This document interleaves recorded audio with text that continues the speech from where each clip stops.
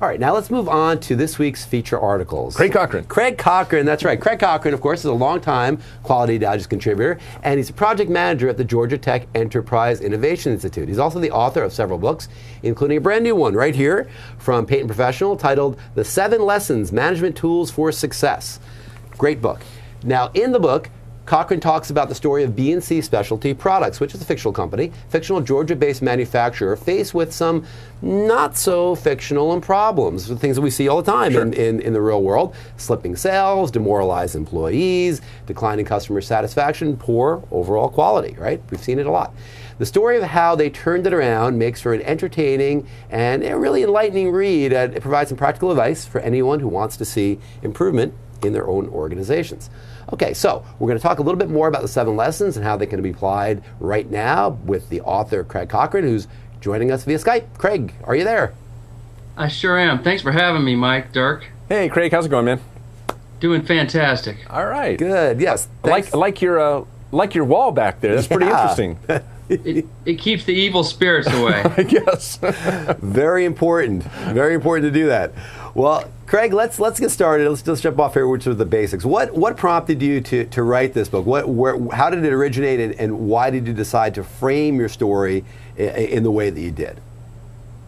Well, I first got started down the road of being a quality speaker and writer by being an internal consultant.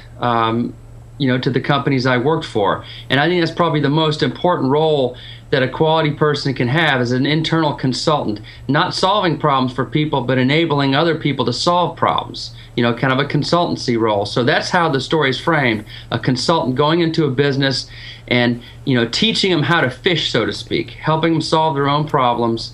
And I just wanted other people to see how the process works, being a consultant and providing that type of guidance.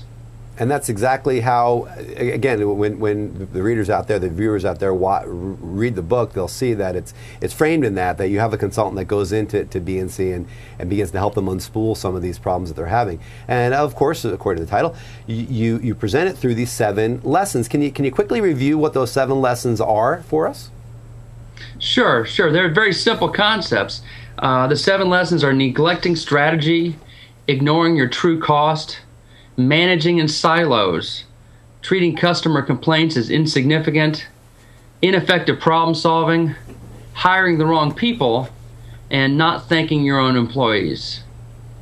Now those are great. I mean, those are great practical lessons. Those 7 would help any company, I think, who is having problems cover a lot of their situations and help them improve. But my question to you is, why those 7? Why not things like, I don't know, error reduction or new product development? Why did you pick those 7 as the key 7 that you feel are the answers to help these companies improve? Well, they struck me as being the most universal and widely applicable lessons that apply to any business, manufacturing, service, anybody. And they're also fairly easy for a so-called consultant, whether they're internal or external, to actually facilitate progress against. So simple things, easy to forget, but also easy to put practices and processes in place that lead to improvement in these areas. A quick bang for the buck, so to speak. Right, and it's great you say that, because that's what a lot of us and a lot of the folks out there are looking for. I mean, we need these quick solutions to problems. Obviously, a lot of these problem situations need to be, again, unspooled and looked at, and there needs to be process that being put into place. But the results need to happen real quick. In the case of B&C, in the story that you put forth, JT, I think JT was the name of the owner, was saying to the author at the beginning, or saying to the narrator at the beginning, hey, we're going to be out of business in a year. We need to improve right now. So that really is kind of, I think, how you approached it, was getting in, rolling up your sleeves, and being able to do it right away, right? Exactly. That's right. And these